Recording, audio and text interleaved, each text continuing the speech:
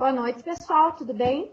Sejam bem-vindos, então, e bem-vindas à terceira web da disciplina de OTCC.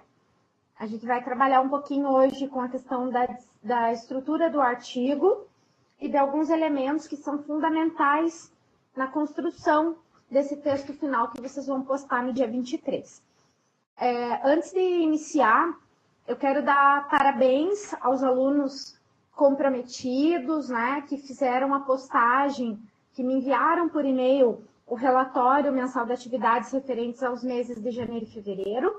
Isso foi muito bom, eu recebi os relatórios, fiz a leitura de todos, analisei um por um das atividades que vocês tinham se proposto no cronograma do pré-projeto e do projeto de pesquisa, na disciplina de métodos 2, né? E o que vocês já vêm realizando até agora, tá? Que vocês já conseguiram concluir e estar em andamento, mas mais para a fase de finalização do que para início, né, da própria pesquisa. Pessoal, os alunos que são da disciplina de Teoria da História 2, tem um outro link no Sobre o Curso. Por favor, acessem o link do Sobre o Curso. Aqui está acontecendo a web da disciplina de OTCC, tá? Que é do 7º período do curso. Ok? Tem duas webs marcadas para o mesmo horário, mas com links diferentes, ok? Então, dando continuidade, né, à questão dos relatórios. Fiquei muito feliz, porque a maioria dos alunos está matriculado na disciplina, vai conseguir defender até dia 23 de abril, tá? Então, isso é muito positivo. Também tenho conversado com os orientadores. Alguns casos têm maiores fragilidades na própria construção do texto final, mas isso é normal, né? Sempre pairam dúvidas com relação ao texto, mas eu acredito que todos, com empenho, com afinco, com dedicação, vão conseguir realizar a postagem, do artigo até o dia 23 de abril. Quem conseguir concluir antes, pode postar antes sem o menor problema, ok? Inclusive, eu tenho uma orientanda que está desenvolvendo o trabalho com uma fluidez bem bacana, e eu acredito que ela não vai precisar esperar até dia 23 para postar, né? Não porque é minha orientanda, não é isso, né? A questão é mais um mérito dela mesmo do que meu. Então, eu acredito que vai acontecer a defesa antes do dia 23. Isso é importante para sinalizar para vocês que vocês também podem já fazer a postagem, ok? Embora a gente vai ter uma última web da disciplina no dia 3 de abril, para que vocês conheçam o passo a passo da postagem do TCC no site da revista Ateliê de História UEPG. Porque, como vocês sabem, a gente já falou em outras oportunidades, não vai haver, para essa modalidade do curso, enfim, não vai haver banca presencial e nem online, né? As bancas vão ser realizadas através da postagem do artigo e a análise vai ser feita, a avaliação vai ser feita pelos professores, né? Que é o orientador, a orientadora e mais 2 outros professores a serem indicados pelo orientador. Claro que nesse processo vocês também podem fazer sugestões, tá? Mas a ideia é que essa banca ocorra de maneira como ocorrem geralmente as submissões de artigos para revistas acadêmicas, certo? Então, essa revista entra no sistema, a partir do momento que vocês postarem, eu vou enviar via sistema para cada um dos membros da banca. Esses membros da banca vão receber o trabalho, vão avaliar, vão responder um formulário também via sistema e vai gerar a nota de vocês, ok? Tranquilo, então, gente? Então, vejam lá. Vocês têm na unidade 2 do material obrigatório de leituras, né? Do material de leitura obrigatório, enfim, tá lá o modelo de artigo, certo? E tem uma versão que consta com comentários, né, de como esse artigo deve ser escrito, né, o que compõe cada um dos elementos.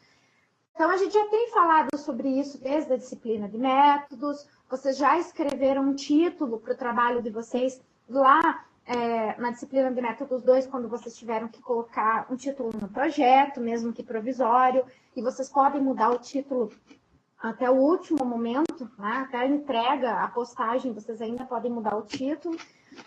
Então, não precisa corresponder, desculpem, aquele título que foi escrito no projeto, né?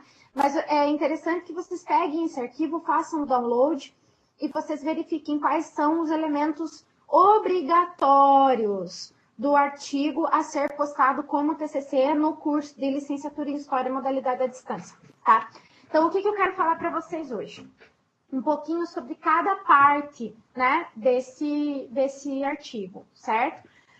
Como eu já comentei em outras webs e também no material da disciplina, o artigo tem que ter entre 15 e 25 páginas, tá? Já contando com as referências, tá? Então, por favor, quem extrapolou muito o número de páginas vai ter que fazer uma revisão a fim de reduzir esse número de páginas, né?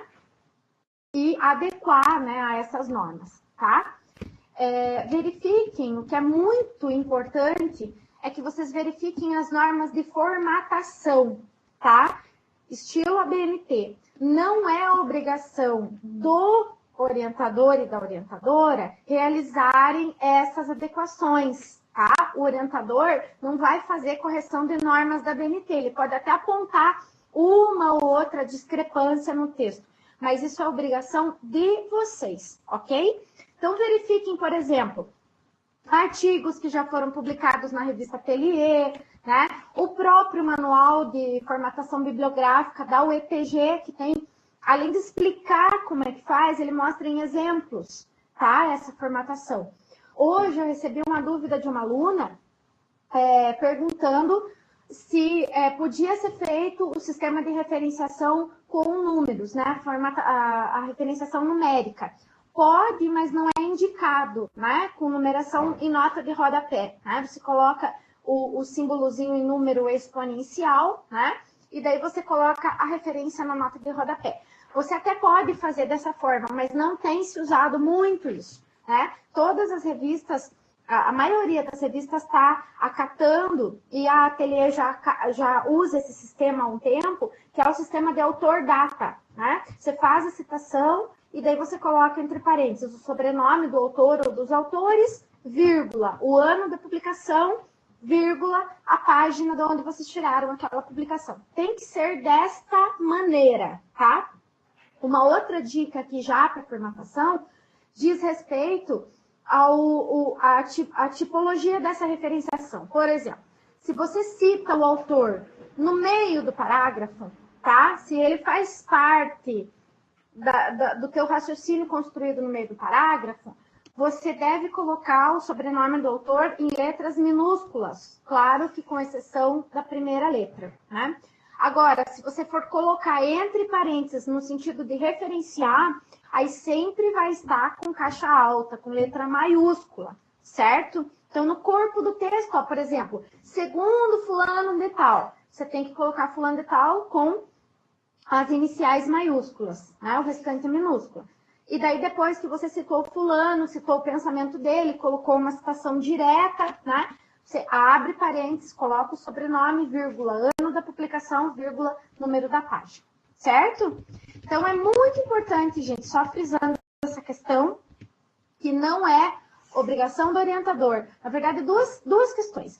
Não é obrigação do orientador nem corrigir normas, tá? Formatação do trabalho, parte estética, e também não é obrigação do orientador corrigir aspectos gramaticais e da língua portuguesa, tá? Pressupõe-se que vocês, em curso de graduação, vocês dominem, né, as regras da língua portuguesa. Então, por favor, tomem muito cuidado na hora de mandar o trabalho, não escrever com gírias, abreviações, né, uma linguagem mais coloquial, né, mais informal. Coloquem sempre uma linguagem de escrita mesmo, uma linguagem mais acadêmica, certo? Para evitar esses problemas, porque isso não vai ser corrigido pelo orientador. Outra informação bem importante é que na hora de postar o TCC, eu vou repetir essa informação lá na frente, mas é importante já grifar. Na hora de postar o TCC, vocês vão ter que colocar ele na plataforma, no sistema da revista, no formato RTF ou DOC, tá? Então, não pode postar no formato PDF. Por que não pode? Até poderia, né? Mas não é recomendado, né? Por conta dessa restrição que eu vou falar agora. Os avaliadores, eles vão acessar o documento e vão poder fazer comentários no texto. Tá? Eles vão destacar, obviamente, para fazer diferenciação do texto de vocês, vão destacar em colorido, vão fazer caixa de texto na lateral direita, enfim, né? Então, é importante que vocês deixem o arquivo em aberto, tá? E mesmo para quando for postar a versão definitiva mesmo, né? Que é aquela versão para quando o artigo já tiver passado pela banca, daí a banca apontou as alterações que têm que ser feitas, vocês vão receber essas indicações de alteração e vão ter um prazo de 15 dias para postar novamente, né? Para postar a definição definitiva, a versão definitiva, desculpa, que vocês vão deixar arquivadas no departamento de história, certo? Nesse caso, vocês precisam daí fazer uma super revisão, uma super correção, e mesmo assim, o arquivo vai ter que ser postado em DOC ou em RTF, certo? Principalmente naqueles casos em que os artigos tiverem nota igual ou superior a 9, né? Quando haverá a indicação de publicação. Nesses casos, né, obviamente, a gente vai fazer todo um trabalho de diagramação, vai adequar ao estilo da revista e, por isso, é importante que o texto esteja em DOC ou em RTF, ok? Outra questão muito importante do título, né?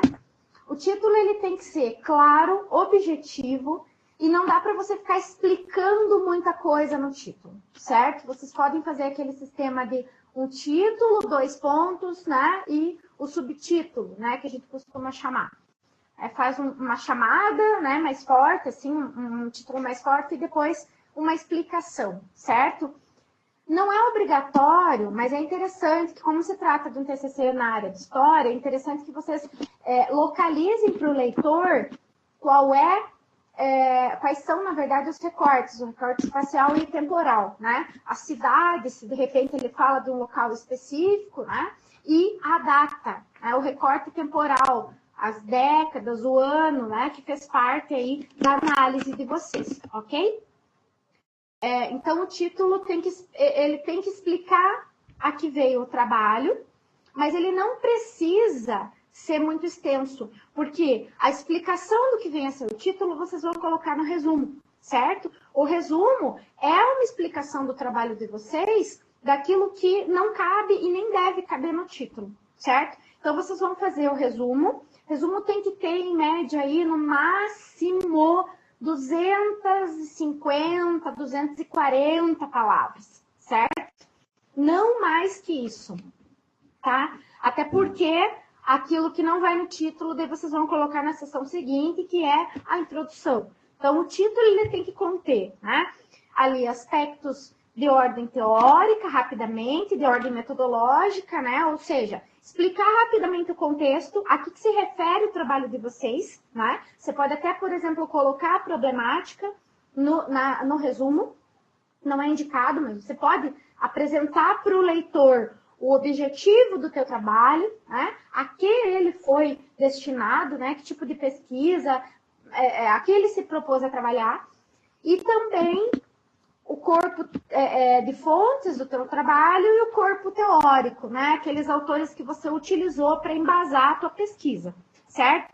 Como todos os trabalhos dessa turma e enfim, das anteriores, tratou de uma pesquisa documental, uma pesquisa historiográfica, não precisa você dizer, né? Uma pesquisa empírica de natureza qualitativa, né, com base em fontes históricas, não. Você vai cortar essa parte e você vai colocar um trabalho uma pesquisa que se pauta por analisar fontes jornalísticas.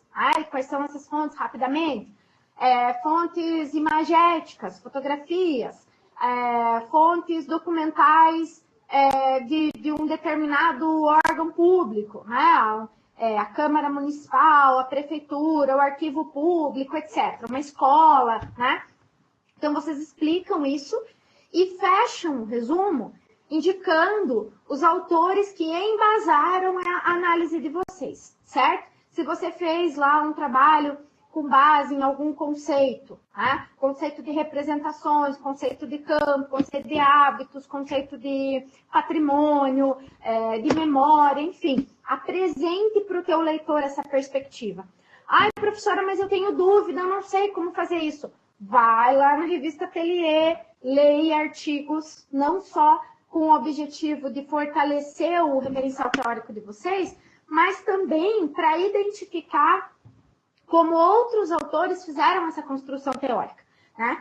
Como outros autores fizeram essa explicação sobre o aporte teórico do trabalho, certo? Uma outra questão importante, né, nesse início, assim, desses elementos iniciais do artigo, é o abstract, né, ou o resumo em língua estrangeira. Não é obrigatório, tá? Não tem se pedido, a revista Ateliê não está pedindo o abstract, né? Ou o resumo em língua estrangeira, seja espanhol, alemão, francês, enfim. Vocês não precisam fazer. Só o resumo em língua portuguesa mesmo, certo?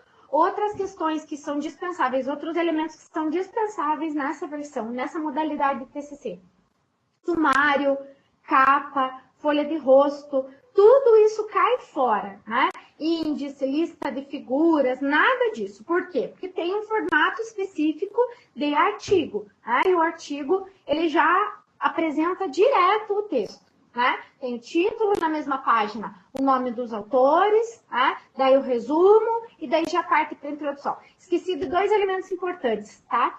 Logo após o título, que vem centralizado em negrito, vocês têm que colocar na margem direita, desculpa, justificado à direita, desculpa, vocês vão colocar o nome dos autores, certo? Se vocês fizeram em duplas, aparece sempre em ordem alfabética, tá? E por último, o nome do orientador, tá? Então, vocês têm que colocar o nome dos alunos, tá? E daí, por último, o nome do orientador. Nesse mesmo lugar, com essa mesma formatação, que é uma letra menor, né, do que o corpo do trabalho. Se você escreveu em Times 12 ou Arial 12, isso vem em Times 10 ou Arial 10, tá? E sempre usem, gente, um tipo de fonte só, certo? Eu sei que vocês já têm essa orientação de outras disciplinas, enfim, ou talvez de cursos anteriores, mas usem essa norma, porque parece bobagem, mas não é. De que recebe lá, o título tá com uma fonte, a introdução está escrito com outra fonte, e o corpo do texto com outra, né? E tem que ter uma padronização, até porque isso também indica normas, o respeito às normas da ABNT, certo? E o outro elemento que eu também esqueci de falar, são 2, né? O nome dos autores, e abaixo do resumo, as palavras-chave. Muito bem, Noeli? Perfeito. As palavras-chave, certo? De 3 a 5 palavras-chave, tá? Não mais que isso. E as palavras-chave separadas por ponto e vírgula, tá? Então, escreve uma palavra-chave com letra maiúscula, inicial em letra maiúscula, ponto e vírgula próxima, ponto e vírgula próxima, ponto. Acabou, certo?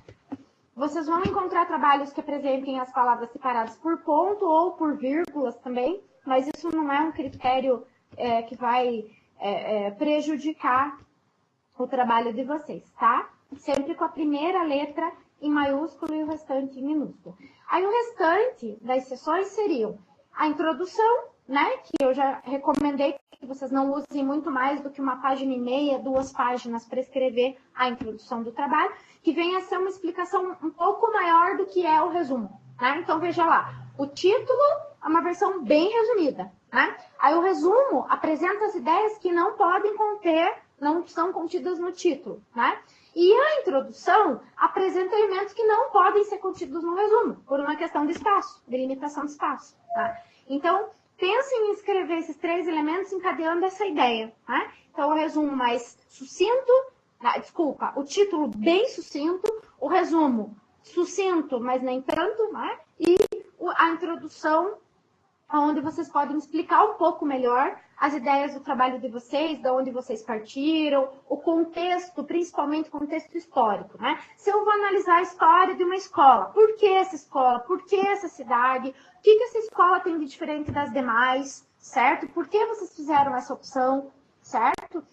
Se vocês vão analisar uma edificação, né? Uma obra, uma estátua, um prédio público, enfim. Por que esse não outro? Né? Tem que apresentar também a justificativa, os objetivos, mas isso tudo em texto de prosa, né? Não mais em tópicos como vocês fizeram no projeto de pesquisa, certo?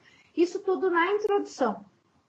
Outra questão importante da introdução é que vocês não precisam abrir uma discussão teórica profunda na introdução. Vale apresentar os autores, tá, do aporte teórico e também apresentar as ferramentas metodológicas que vocês utilizaram. Por exemplo, quem for trabalhar com análise de imagem, fotografia, charge, história em quadrinho, enfim, né, pode utilizar o método iconográfico, tá? E daí vai ter que explicar esse método iconográfico, no que ele consiste, ou melhor, né, não é necessariamente no que ele consiste, mas como vocês executaram a análise de vocês, né? Então, eu separei as imagens em grupos de imagens semelhantes, né, com características similares, ou então eu separei por décadas, daí peguei uma imagem de cada década para analisar. A primeira imagem consistiu em tais e tais elementos, a segunda em tais e tais, para daí deixar a análise para o momento final. Mas é interessante descrever esses elementos na introdução, certo? Quais elementos? Da metodologia, não do conteúdo da fonte, certo? Tudo bem? Porque isso vai ficar para a parte da análise das fontes, tá? Então, a introdução, né? O desenvolvimento, que vocês podem optar por colocar 2 ou 3 partes fragmentadas da introdução, né? Então, duas ou 3 partes já é o suficiente, tá? Para vocês estabelecerem aí uma boa quantidade de páginas para cada sessão, entre de 2 a 5, né? Não mais do que 5, porque daí já fica muito extenso, certo? E, por fim, as considerações finais, certo? As considerações finais, vocês vão fechar o trabalho de maneira a resumir, né, as principais ideias que vocês levantaram. Aquilo que não vai entrar na introdução, vocês vão colocar lá nas considerações finais, né? Que eu concluí com esse trabalho, né? Que considerações que eu cheguei. E, por fim, as referências, certo? As referências são o último elemento. Para quem realizar entrevistas, gente, não vai, em hipótese nenhuma, não pode colocar as entrevistas na íntegra no artigo, certo? Não pode fazer isso, não é indicado também fazer isso, tá? Então, se fosse uma monografia, uma tese, uma dissertação, vocês até poderiam colocar isso no corpo do texto lá em apêndice, né? Mas não é indicado. Num artigo, é terminantemente proibido, certo? Mesmo que vocês levem em consideração, por exemplo, professora, mas eu não estou contando no número de páginas. O número de páginas do meu artigo foi, no máximo, 15. E 10 páginas da entrevista. Então, eu estou nas 25. Não importa, tá? Porque fonte não aparece nesse ponto. O que você pode fazer é pegar um fragmento ou outro da fala dos teus entrevistados e colocar como citação direta no corpo do texto. O mesmo vale para recorte de jornal, para outros tipos de fonte, para imagem, para fotografia. Você pode e deve colocar no corpo do texto, mas você não pode ir lá, por exemplo, eu analisei o álbum da cidade de Ponta Grossa, 1920. Aí tem 200 fotos no álbum de Ponta Grossa. Você não vai colocar as 200, né? Você vai colocar no corpo do texto aquelas que você achou mais significativas, aquelas que têm mais a ver com a tua análise, certo?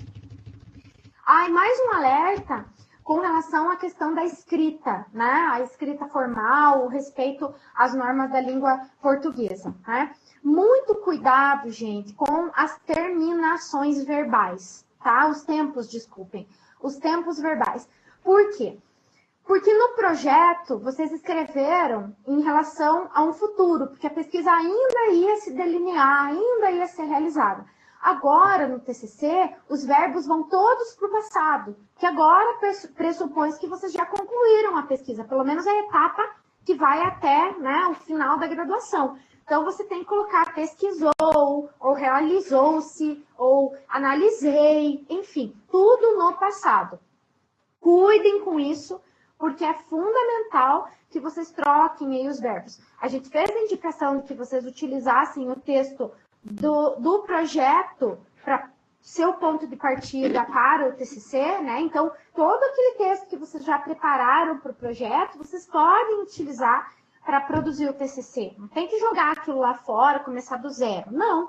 Vocês podem apresentar parágrafos inteiros, inclusive da maneira como vocês construíram no projeto, se foi bem avaliado pelas tutoras, né? Se teve também uma boa avaliação da parte do próprio orientador, da orientadora, vocês podem utilizar esses textos na elaboração do artigo, contanto que vocês troquem aí os tempos verbais, não esqueçam disso. Outra questão importante também, colocar os textos em terceira pessoa, né? Pode escrever em primeira? Analisei, eu selecionei as fontes tais. Pode, mas não é muito indicado, tá? É interessante que vocês mantenham uma linguagem mais formal e mais distante, né? Criem aí um distanciamento entre o trabalho de vocês e o leitor, né? No sentido de deixar uma linguagem mais formal, certo? Para passar também uma impessoalidade, tá? Até pode utilizar, quem quiser utilizar a terceira do plural, né? Não, a primeira do plural, desculpa, nós, né? Elaboramos esse trabalho com base e tal. Tem muita gente que faz isso, mas não é muito indicado, certo? Tem um livro muito bacana que eu não coloquei em OTCC, mas que vale como leitura até para quem for prolongar suas pesquisas e for tentar desenvolver projeto para mestrado, dissertação, tese para doutorado, enfim, que é o livro Como se faz uma tese, do Humberto Eco, certo? É um livro que já tem alguns anos, não é difícil de conseguir ele através da internet, tá? Vocês conseguem fazer download com uma certa facilidade. E ele tem ali alguns elementos que são fundamentais. Alguns já estão bem ultrapassados, né? Para o tipo de trabalho acadêmico que se tem cobrado na atualidade. Mas tem dicas ali fundamentais em termos de escrita, né? Em termos de formatação, que vale a pena a leitura. Eu vou colocar o nome ali do lado depois, ok? Deixa eu ver aqui a dúvida da Tânia. Tânia, no caso de um artigo, você não coloca título, desculpa, as sessões não levam a terminologia capítulo, elas são sessões, e você não precisa colocar a sessão 1 título, sessão 2 título, você já coloca o título direto, tá? A ideia é que você já parta para explicar o título sem escrever capítulo. O capítulo é uma formatação, é uma nomenclatura mais usada em monografias, teses, dissertações, certo? Não é muito utilizado para artigo, então pode colocar o título direto, ok? Tranquilo? Que mais, gente, que eu tinha para falar sobre isso? Se vocês tiverem dúvidas, por favor, tá? Tem um texto que eu também coloquei, esse eu coloquei lá na leitura obrigatória, na verdade é a postagem de um blog, chama Pós-Graduando, tá? Que não é dirigido só para alunos de pós-graduação, muito pelo contrário, é para todo mundo que faz curso superior, né, ensino superior. Então, é bem interessante as postagens que o pessoal desse blog faz, e tem uma das postagens que se chama Como se faz uma introdução. Lá tem algumas dicas muito bacanas do que vocês podem colocar na introdução e o que não vai na introdução, certo? Vocês podem fazer a introdução de duas maneiras. Primeiro, vocês já começam escrevendo o artigo, e claro, já tem gente que está muito mais avançado que isso, então para vocês que já estão escrevendo até a terceira parte do artigo, conforme o relatório, né, que vocês me mandaram semana passada, descartem isso que eu vou falar agora. Mas para aqueles que ainda estão em processo de começar a escrever, porque é um processo muito difícil, né? É bem complicado mesmo, o início da escrita, principalmente se você começa do zero, né? Se você desconsidera os elementos que você já escreveu para o projeto, se torna uma escrita bem complicada. Como começar, né? Vem aquela tela ali na frente, né? Aquela tela do editor de texto, e eu não sei como começar. Então, uma ideia bem bacana, né, uma das possibilidades de escrever introdução, é começar com uma versão bem preliminar, né? Então, colocar aqueles elementos que eu citei, né? Coloca o teu objetivo, aliás, faça uma contextualização histórica do objeto, né? Do teu tema de pesquisa e da tua problemática, e vá apresentando para o leitor de forma, por exemplo, você pode fazer até em forma de tópicos isso, e depois você amarra todas essas ideias em um texto de prosa, certo? Você pode, então, fazer já de cara a introdução. Mas tem muita gente que deixa para fazer a introdução por último. Depois que já concluiu a redação de todo o trabalho. Escreve primeiro sessão 1, sessão 2, sessão 3, considerações finais, para daí escrever a introdução. Por que isso? Porque daí você vai ter uma ideia geral de como ficou o trabalho. Certo? É muito complicado você começar pela introdução e apresentar o teu trabalho como um todo, se de repente lá no meio vai sair um pouco dessa estrutura que você estabeleceu inicialmente, né? Ou preliminarmente. Então, é interessante fazer também dessa forma, né? Se vocês acharem conveniente. Não há obrigatoriedade de seguir uma ou outra ideia. Vocês podem tanto deixar para escrever por fim, né? Depois de ter uma ideia geral do trabalho, ou iniciar com a introdução justamente para ter esse esqueleto, né? Esse corpo de ideias ali, tá bom? O que é fundamental, tanto num caso quanto no outro, gente, é fazer leitura, revisão, ler mais do que 2, 3 vezes a mesma versão do trabalho, para ver se as ideias elas estão apresentadas de maneira coerente, para ver se um parágrafo está ligado com o outro, certo? Isso parece uma bobagem, né? Por que a professora está explicando elementos de língua portuguesa e não falando sobre historiografia, porque é o objetivo? Mas é que falta tanto isso nos trabalhos, certo? Se vocês percebessem como isso se dá, né? Porque como eu já tenho falado em webs anteriores, né? Quando a gente escreve, na nossa cabeça está muito claro aquilo que a gente quer dizer. Né? Mas para o leitor, precisa de um grau de refinamento maior, para que o leitor entenda aquilo que eu não posso dizer com palavras, né? Verbalmente, né? Pessoalmente. Mas ele vai ter um texto e ele precisa entender todos os elementos do meu texto, né? Através dessa escrita. Por isso é importante revisar, não só por conta dessa questão de normas, de formatação, de revisão de língua portuguesa e tal, mas também para verificar se o teu texto tem começo, meio, fim, se o parágrafo, né, explica aquilo que você queria dizer, né? Enfim, revisar todos esses elementos, né? Verificar se eles foram colocados dentro das normas e principalmente lá na introdução, né? Explicar como o trabalho foi desenvolvido, né? Explicar em quantas sessões ele foi estruturado, né? De que forma ele foi estruturado. E daí eu recomendo novamente, mais uma vez, sendo bem chata, mas bem enfática, que vocês acessem a revista Ateliê ou outras revistas acadêmicas também, lógico, né? Façam uso de outros periódicos. A Revista Brasileira de História é muito boa, a revista Tempo, a revista... tem uma de Maringá que é excelente, de história também. Enfim, tem uma série de periódicos que estão disponíveis através do Cielo, que vocês podem utilizar para vocês tanto embasarem no próprio trabalho de vocês, como também para ver como é que se estrutura um artigo, como é que determinadas revistas cobram, né, a estrutura de um artigo, porque varia também de uma revista para outra, embora existam as normas da BNT para serem respeitadas, ok? Então, é interessante que vocês apresentem para o leitor na introdução esses elementos que vêm a ser desenvolvidos no trabalho, mas também não queime, né, aquilo que você pode colocar nas considerações finais. Não vai apresentar na introdução conclusão, né, que você chegou, porque isso vai lá nas considerações finais. Beleza? Então, com muita cautela, né? Escrevam a introdução, mas sem queimar, né? Esse texto. Ok?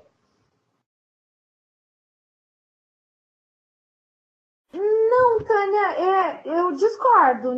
Na verdade, eles não têm se eles não tratam de imagens, né? Diretamente, né? Mas a gente vê artigos com fotografias, com imagens, sim. Tem muitos artigos que têm imagens, sim.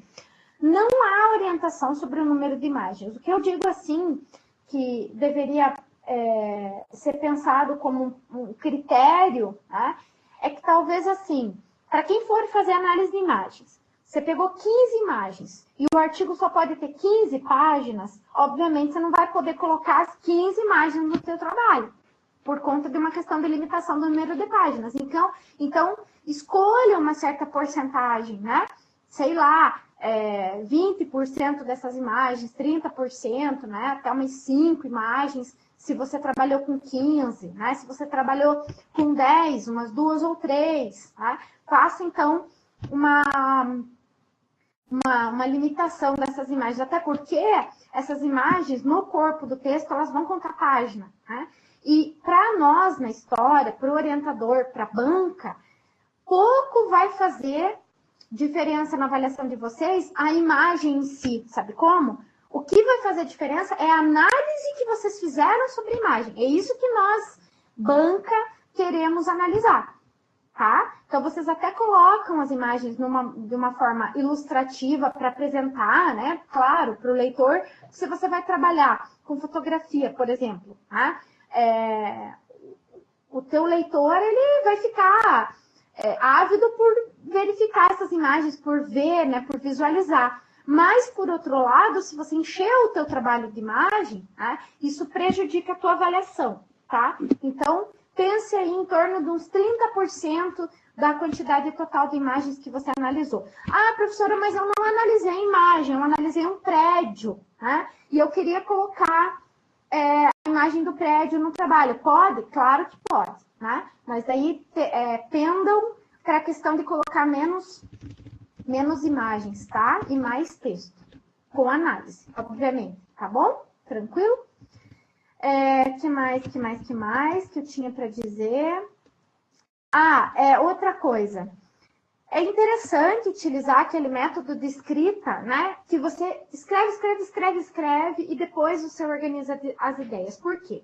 Porque nem sempre vocês vão estar inspirados. No momento em que vocês sentarem para escrever em frente ao computador, vocês vão estar completamente inspirados. Tipo, hoje, 10 horas da noite, acabei de chegar do trabalho, eu vou escrever o TCC, né? E vou escrever, sei lá, 5 páginas perfeitas. Não, isso não vai acontecer.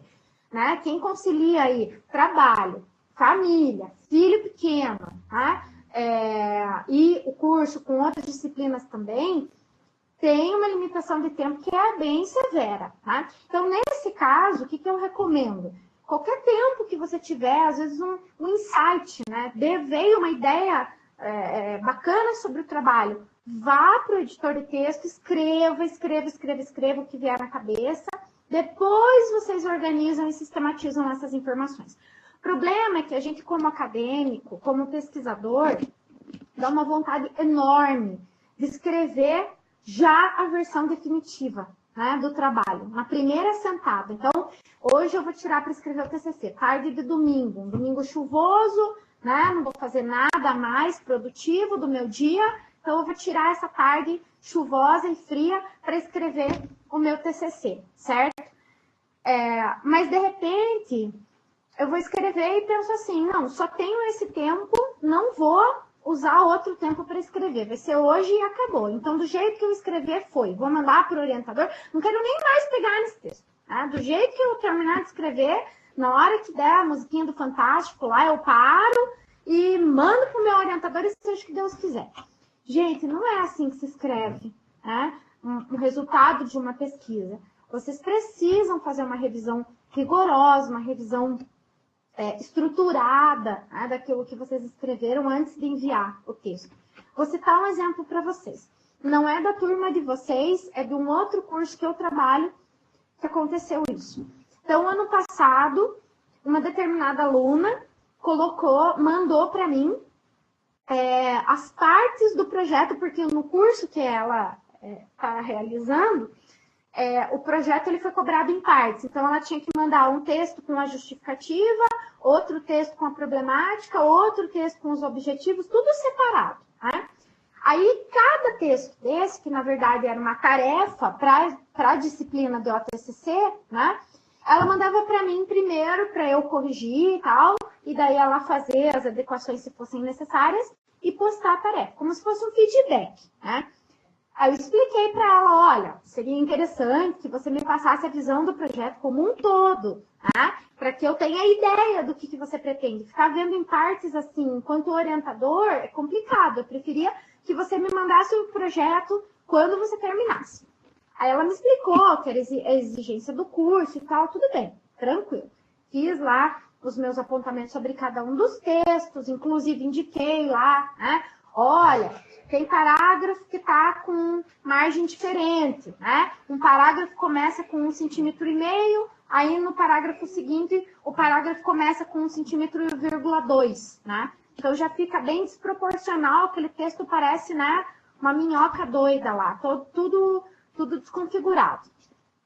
Fiz esses apontamentos no texto, a questão de ponto, né, de espaço antes e depois de vírgula, antes e depois de parênteses e tal. Tudo bem, mandei os textos. Aí no final do ano, eu pedi, quando ela me mandou o último trabalho, eu falei, olha, eu preciso que você me mande agora então o projeto completo para que a gente possa começar a trabalhar ainda no período de recesso para aproveitar esse tempo. Tá, tudo bem, não me mandou. Aí, uma semana atrás, ela me mandou o projeto, né, na íntegra, um projeto que tem 30 páginas, é um projeto bem extenso, tá? Para o curso a qual ela se destina, né, essa pesquisa. Mas, enfim, aí eu fui fazer a leitura do projeto.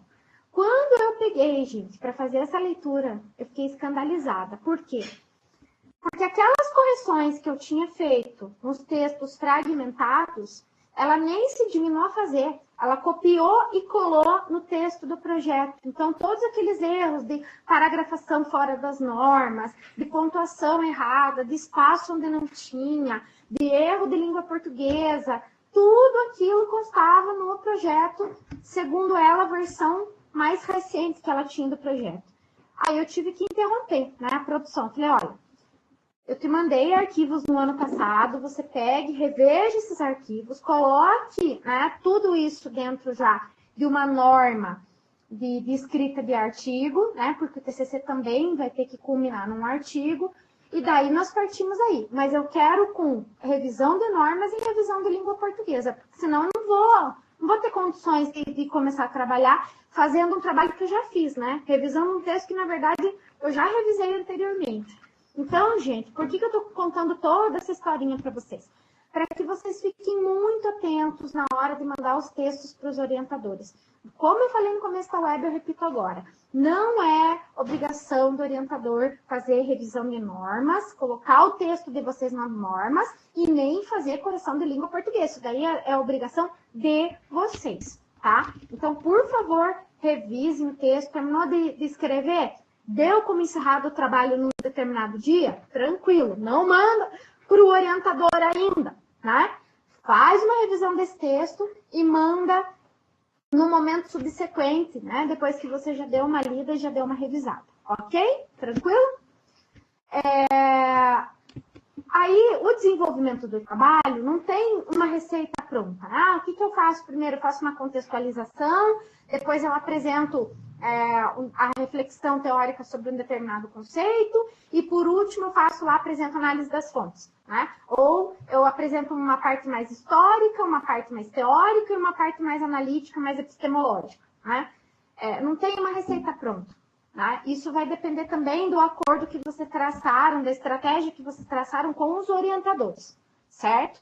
O interessante é que vocês não ultrapassem 4 tópicos, tá? No trabalho, no corpo do texto, né? No desenvolvimento, sem contar introdução e conclusão ou considerações finais, tá? E daí, partindo já para falar sobre as considerações finais, assim como no restante do texto, né? Por favor, gente, nas considerações finais, não pode aparecer novidade, não pode aparecer dado novo, certo? Se você não trabalhou com o autor lá durante o texto inteiro, aí você vai citar o cara lá nas considerações finais, tá errado, não pode. Assim como qualquer tipo de afirmação, qualquer tipo de conclusão que não apareça anteriormente. Eu não estou dizendo que tem que repetir o texto, não é isso. Mas vocês não podem apresentar dados novos, né? Então, assim, encadeou lá o desenvolvimento do trabalho de uma maneira. né? Apresentou lá as principais ideias, as principais considerações que você chegou através dessa análise das fontes. E daí apresenta tudo em novidade nas considerações finais, está errado. Né? As considerações finais, ela tem que ser uma retomada do que foi o trabalho e concluir, né? E apresentar um fechamento dessas ideias, tá? Também não pode terminar o trabalho abrindo questionamentos que não pretendiam ser explicados durante o texto. Você até pode dizer, né, que aguardam pesquisas futuras, tais e tais trabalhos, tais e tais aspectos do teu texto, tá? Mas não vá fazer uma consideração, as considerações finais, melhor dizendo, abrindo para uma questão filosófica, ideológica, né? Isso não cabe nas considerações finais, certo? E também, muito importante, gente, não é hora de colocar conselhos para o leitor nas considerações finais, certo? Não vá colocar conselho. Então, por exemplo, lá, né? Você analisou um determinado elemento lá de patrimônio histórico, né? E verificou que esse patrimônio não está sendo valorizado e tal. Daí você vai terminar o texto assim. Por isso, através desse texto, concluiu-se que é necessário que as gerações futuras tenham mais respeito pelo patrimônio, conservem o patrimônio. Gente, isso não se faz, tá? Muito cuidado com esse tipo de conclusão que indique sugestão, conselho para quem está lendo o trabalho, tá? E, por fim, as referências, né? Vocês têm que citar nas referências todas as obras que foram mencionadas no decorrer do texto. Então, é importante colocar já nas referências, nas normas, né, da BNT, nas normas que estão lá no manual de referenciação bibliográfica, vocês já colocarem naquela formatação, né? Sobrenome do autor em caixa alta, vírgula, iniciais ou nome, né? E nomes subsequentes. Aí coloca um ponto, coloca o título da obra, se for um livro, né? No caso. Aí coloca lá a cidade, 2 pontos, editora, vírgula, o ano de publicação, tá? Para cada tipo de publicação tem uma referência específica. Então, se você for citar livro, tem uma formatação que é essa que eu acabei de falar. Eu vou citar só capítulo do livro, também tem uma norma específica que tem que ser respeitada. Aí eu vou citar um artigo de uma revista acadêmica, tem outro tipo de formatação. Aí eu vou citar um documento público, uma legislação, por exemplo, também tem um tipo de formatação específica. E essas normas não vão ser corrigidas pelo orientador. Então, por isso que é necessário que vocês peguem o manual de formatação de documentos acadêmicos e façam a leitura desse manual para verificar lá. De repente é um vídeo da internet, né? Como é que referencia um vídeo da internet? Tá? Esses manuais, eles apresentam essa referenciação, tá? Principalmente aquele manual que está lá se eu não me engano, na unidade 2, na unidade 2 ou na 3, no material obrigatório de leitura, certo? Professora, mas eu posso referenciar uma obra que eu utilizei para pensar o trabalho, mas que eu não coloquei nenhuma citação dos autores no corpo do texto? Pode, né? Desde que não seja, de repente, né? Você está trabalhando lá, sei lá, você vai fazer... Não desmerecendo o autor, tá, gente? Não é isso, mas é para dar um exemplo de como as publicações se distanciam, né? Você está fazendo lá um trabalho sobre a história da escola que você estudou, enfim, né? E daí você vai e cita um livro do Augusto Cury, né? Por quê? Porque ele lembra algum aspecto educativo da tua infância e você aliou isso à tua pesquisa, né? Então eu quero citar o Augusto Cury, o Paulo Coelho, sei lá, né? Não cabe, gente. Então, vocês têm que colocar as referências de acordo com aquilo que vocês utilizaram no texto. Claro que se você usou Paulo Coelho ou usou Augusto Cury, obviamente, né? Daí você tem que referenciar. A regra é a seguinte: usou no texto, fez menção ao autor no corpo do texto, tem que aparecer nas referências lá embaixo. Tá bom? Todas as obras. Tá bom? Também tem uma explicação sobre as referências, agora que eu lembrei, no livro de métodos 2, tem uma unidade lá só sobre como referenciar, e daí tem exemplos para cada tipo de publicação, ok? Gente, lembrem o seguinte, eu estou falando tanto de escrita e estou esquecendo de mencionar um elemento que é fundamental, que é a questão do plágio, certo? Então, olha só, nós já tivemos casos em edições anteriores do curso em que apareceram parágrafos inteiros que foram copiados de autores sem referenciação, né? Páginas inteiras que foram copiadas de texto da internet, né? Às vezes não é nem um texto confiável, né? Não é um texto acadêmico, um texto científico, né? Um texto que pode ser questionado, enfim. Então, cuidem com isso, gente, por favor. Sei que pode até dar uma tentaçãozinha, né, de vocês. Ah, mas eu vou colocar aqui, né, só para finalizar o trabalho, para fechar essa ideia. Eu gostei tanto da maneira como o cara lá escreveu, eu vou pegar esse parágrafo e vou anexar o trabalho. Gente, não façam isso, por favor. Porque a prática do plágio, além dela ter implicações legais para vocês, que vocês podem responder processo por isso, vocês são reprovados imediatamente, certo? Se for constatado plágio no trabalho de vocês, tá? E os orientadores, eles têm mecanismos, né? Tem já programinhas onde eles passam os textos de vocês para verificar se existe plágio ou não. Até site na internet, né? Tem lá sites que identificam, eles dizem a porcentagem do texto que foi copiada, mostram lá a página da internet de onde foi tirado o texto. Então, gente, cuidado com isso aí, tá? Evitem essa tentação, tá? Porque vocês estão fazendo um trabalho de conclusão de curso, é um trabalho que vai ficar para a posteridade, muitas vezes vocês vão ser referência, o trabalho de vocês vai ser referência, né, para pesquisas futuras. Muitas vezes o tema de vocês, na cidade de vocês, é a primeira vez que alguém pesquisa esse determinado tema. Então, obviamente, o trabalho de vocês vai ser consultado posteriormente, vai ser citado. Então, pensem também nessa questão, certo? De deixar o trabalho, né, para o futuro. Então, respeitem a responsabilidade e a ética, principalmente, que vocês têm que ter com esse trabalho, certo? Não há que se ter medo, Beatriz. Um aspecto que é muito indicado nos trabalhos da historiografia, né, é a citação direta. Claro que você não vai colocar lá numa página 10 citações, né?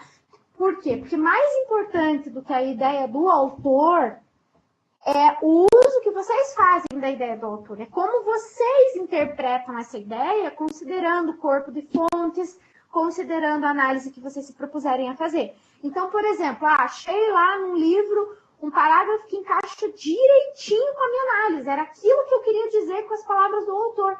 Faz em forma de citação direta, né? Copia exatamente como está, mas coloca a referenciação. A diferença, gente, entre citação direta e plágio é a referência, né? Eu tenho que colocar a referência, da onde eu tirei, que página, que livro, que artigo, que tese, que dissertação. Se eu fizer essa indicação, Beatriz, não tem o menor problema. O problema são aqueles trabalhos que eu vou lá para a internet, copio, colo, não sei nem se é verídico ou não é, né? Não sei nem se é crível ou não é, né? Vou lá, copio, colo e digo que aquilo ali foi meu, né? Por quê?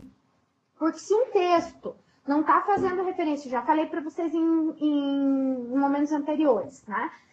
Se um texto não está dizendo, segundo a fonte, segundo fulano de tal, que é embasamento teórico desse trabalho, a fala de vocês, pressupõe-se que aquela afirmação, aquele argumento, foram vocês que escreveram.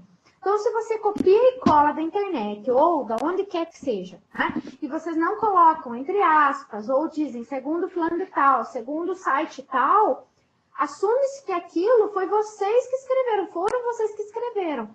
Então, o plágio é grave nesse aspecto, né? É importante que vocês referenciem, né? Quem é que está dizendo aquela informação, né? E onde ela foi publicada. Tranquilo?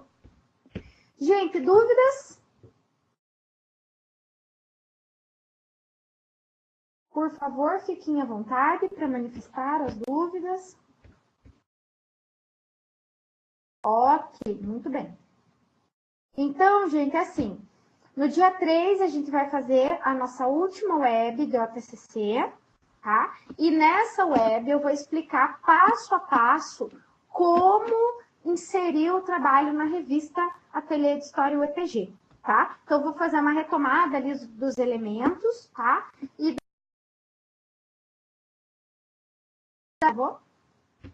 eu vou explicar o passo a passo para a postagem do TCC, porque é um pouquinho chatinho, complicadinho, então eu vou fazer essa explicação do passo a passo com vocês.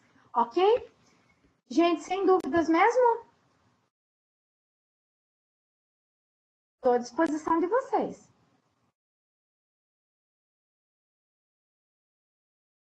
Não? Então, beleza, gente. Então, encerramos a web de hoje, tá? Espero que tenha esclarecido dúvidas de vocês.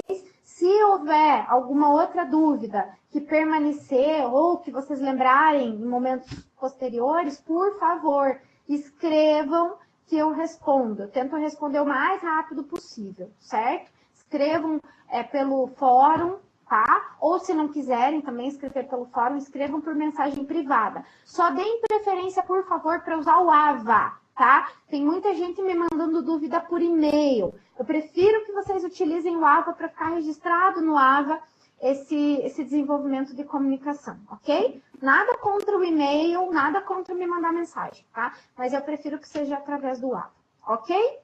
E divulguem a web entre os colegas de vocês. Hoje a gente teve um público bem reduzido. Parabéns a vocês, né, que deixaram aí atividades externas para assistir a web de hoje, ou para ouvir a web de hoje, né? Mas divulguem, por favor, entre os colegas, porque às vezes uma ou outra dúvida pode ser sanada através da web, tá bom? Gente, uma boa noite a todos. Obrigada, suporte. E qualquer coisa, estamos aí, ok? E força aí nessa reta final, tá? Força e perseverança. Abração. Tchau, tchau.